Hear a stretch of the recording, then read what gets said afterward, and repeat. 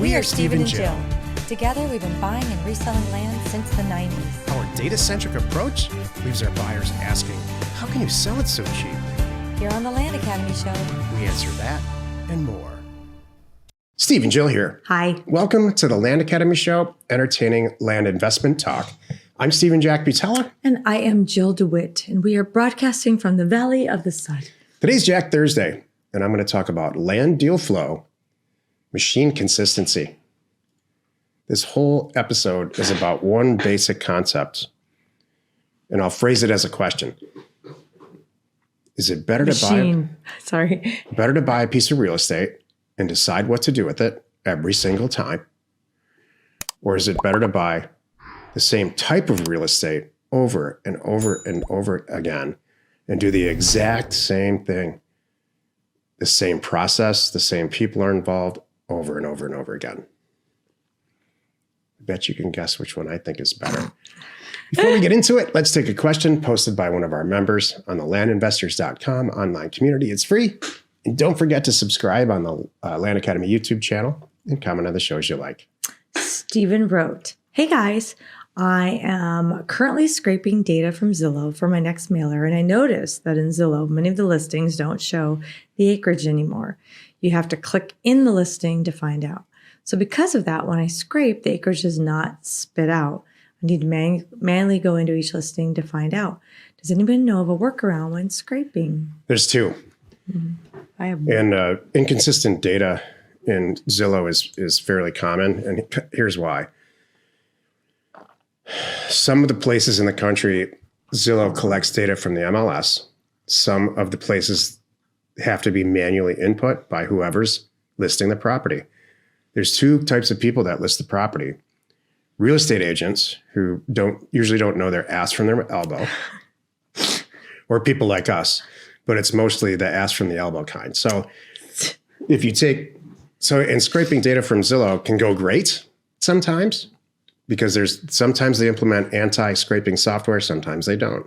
So it very much varies from area to area. Don't get discouraged. The surefire way to fix this is to get a virtual assistant overseas to manually input some of that data. It's not expensive at all. But usually if you order it, you'll get it back overnight because they're working their day is our night. So I've done it both ways for years and years. We manually ordered data mining from the Philippines in our case. And now we scrape. But the truth is, if I can't get good data when I scrape to price a mailer, I move to a different area to send mail. Peaches and cream. What's peaches and rainbows? What's it like being with this show has been on since 2015 every day. Yep. Yeah. I would not be shocked. How many real estate agents have reached out to me and said, I don't like your attitude. I don't think your description of the average real estate agent is accurate. Zero. Okay. In almost 1,800 episodes. Because they're not listening to this because they know. Yeah. All right. Today's Jack Thursday, by the way, so I get to say what I want. Yep. I'm going to talk about land deal flow machine consistency. This is why you're listening. Jill and I have struggled with this. So for years and years and years, I bought and sold real estate through one venue, eBay. For years, 10,000 plus deals. And then around 2011, Jill and I joined forces, and we did it a little bit differently. And I have to say, we make a lot more money together than we did separately. But it was totally a different type of company. We would buy property the conventional way, the way we buy property now, sending out mailers. A lot of times back then, I went to tax sales. But we would buy it the same way every single time, process it, get it up on the internet, and auction it off the same way. And so we had, at one time, 20 or 30 auctions closing a day. Jill and I joined forces, and eBay was no longer an option because it changed. The website changed, and the money that we were generating, that wasn't possible. So my dream consistency machine was gone. So for several years, we did it in like a hybrid way where I bought the property the same way I've always been buying it, but Jill sold it and Jill sells it. And so Jill's the kind of person who has to, and I'm not complaining, it's just how it is. And she's very successful at it. Touch every deal, look at it, love it, feel it, and then list it with a real estate agent or close it herself, or depending on when and why and what the property. So we've actually recently really tried to taken what's great about how she does it and what's great about how I do it and meld it into this machine. And I'm starting now to share it with the entire community, because we're doing a lot less deals and making a lot more money. And a lot less work by us. Yeah, we maybe have, if combined, maybe have a whole hour of work into an entire real estate transaction. And it's not like we ever, don't you think? No, yeah, I agree. Don't you think, what was that face? No, I'm sorry. I'm just listening. That's just my face. That's just your face? What face did I make? Like, I don't know, like a Muppet face. I'm just hanging out listening, letting you run. It's Jack Thursday. That's why I'm just kind of here. And it's not like she and I sat down and planned this out. I think that we both just got tired of each other's stuff, honestly. And so these deals come in, and what's really changed is we're building businesses around a sell-side real estate agent that Jill likes. I have several, and that's what I true. mean. She has multiple agents that she deals with. So buying them is easy. Buying really cheap real estate is easy. Right. Selling it consistently and it's like, can be like herding cats. And so recently we've really figured this out. Mm-hmm. So you want to strive for this. You want to strive for that machine consistency. You don't want to touch and love on every deal and make it some type of personal, making a birthing event thing. Yeah. Here's the same picture. That should have been the title. Here's my truck and my chair and every property that I buy. It's not going to always work out that way. In fact, if you can have absolutely no emotion about it at all, that's the best. That's the downside. You know, that's another good thing to talk about being a machine here. You don't want to get too hung up on something. You won't sell it. Maybe you might make a bad decision. If you are just really routine, it does go better. Yeah. It may sound monotonous, but it's better. Well, wait a minute, Jack. You just said real estate agents suck. And now you're building a line of business around a real estate agent? Yeah, here's the difference. Residential real estate agents who have beehive hairdos and an old Cadillac, you don't want to list your land with them.